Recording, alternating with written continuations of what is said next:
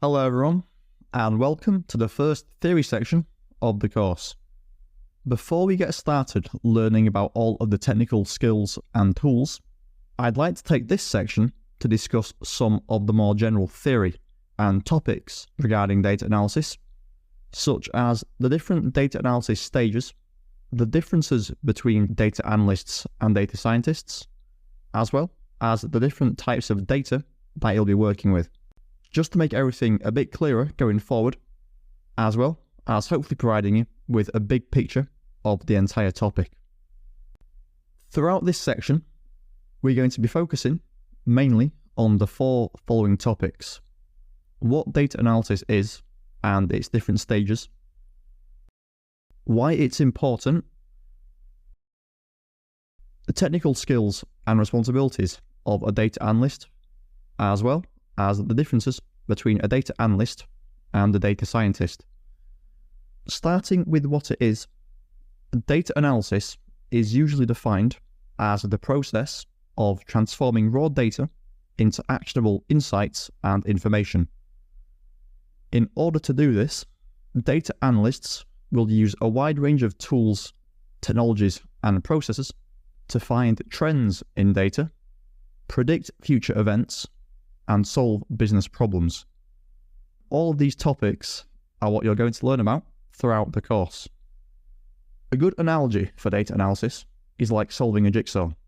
You start out with hundreds or thousands of little pieces that by themselves don't mean or tell us anything, but by assembling the jigsaw, or in this case analysing the data, we turn all of those small pieces of individually meaningless information into a big picture that provides us with valuable insights.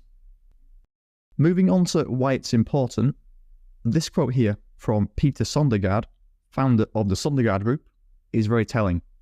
He says that information is the oil of the 21st century and analytics is the combustion engine. And that's how important data is to us as modern society. And while these are only the words and opinion of a single person, his message is undeniably true. Globally, the rate of data production has increased at an incredible rate, with it being estimated that 90% of the world's data has been generated in just the last 2 years.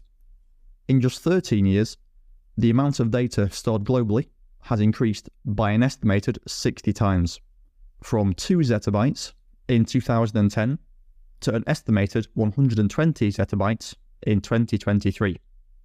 And the zettabyte is 1 billion terabytes, by the way. To add to this, approximately 328 million terabytes of data are generated each and every day.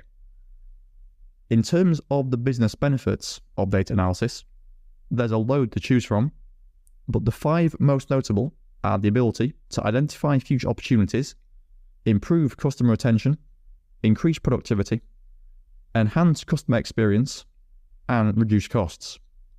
These benefits are realized by something referred to as data-driven decision-making, which is the process of using facts, metrics, and insights to guide strategic business decisions that align with business goals, strategies, and objectives. Companies like Amazon, Microsoft, Google, and Netflix have all used data analysis to a great extent. In order to be effective, a data analyst will need a variety of different skills. We'll cover some more of the technical tools needed in more detail later on, but for now, let's have a look at a general overview of these.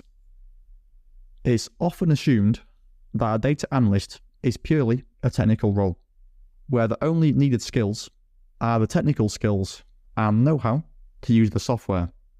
But in actual fact, soft skills and analytical skills play a large part too. In terms of soft skills, things such as good communication, presentation, logical thinking, active listening, and being organized will take you a long way. As an example of logical and analytical thinking, let's take a look at this example chart, which is showing us the count or number of speeding tickets per year. Overall, we can see that the number of tickets per year has been increasing, with 8,648 tickets in 2017 compared to 18,652 tickets in 2022.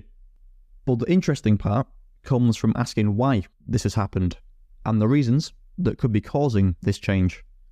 So answering questions like why there's more fines year on year, and also why there were noticeably less fines in 2020 compared to other years.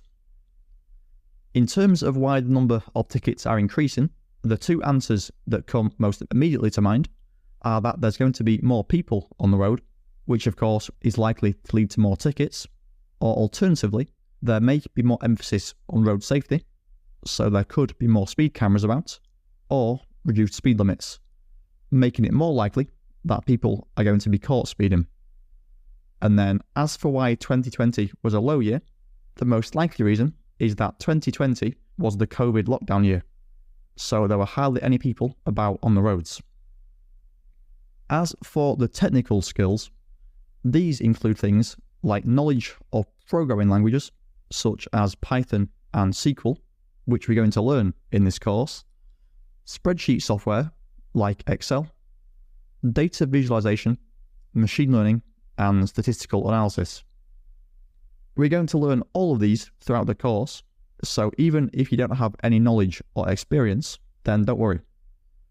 I've assumed absolutely no starting knowledge here, so we'll learn everything from the very basics and then build up. The final topic that I'd like to go over in this lecture are the four main different types of data analysis that you can perform. The first of these is descriptive analytics, which is by far the most common. This type just looks at what's happened in the past and utilizes basic visualizations and statistical measures to identify patterns and trends in data over time. And this one is often seen and used as the base for the other types of analytics. Next, we've got diagnostic analytics, which takes descriptive statistics a step further and answers why. Common steps here include identifying correlations, cause and effect relationships, and root cause analysis. As an example, a company might be selling a product and noticed that it suddenly started to get a lot of negative reviews. Diagnostic analytics would then be used to identify what's causing these negative reviews. Predictive analytics, as the name suggests, aims to predict what will happen in the future. To do this, data scientists will take historical data and then use that to create and train machine learning models. But as mentioned, typically this is the role of a data scientist and is not something that a data analyst would be doing. The final type that we've got here is prescriptive analytics, and this just aims to answer what steps we should take next. It takes all of the findings from the previous steps and suggests actionable takeaways. This step in particular plays a big role in the data-driven decision-making process. These different types are helpful to know, but they're not essential to the work that you'll be doing. So don't spend too much effort on remembering all these. Okay, so that's it for our first lecture here. It's just been a quick one to introduce some of the key topics that we'll be covering in this section, as well as explaining the fundamentals of data analysis, so what it is and why it's important.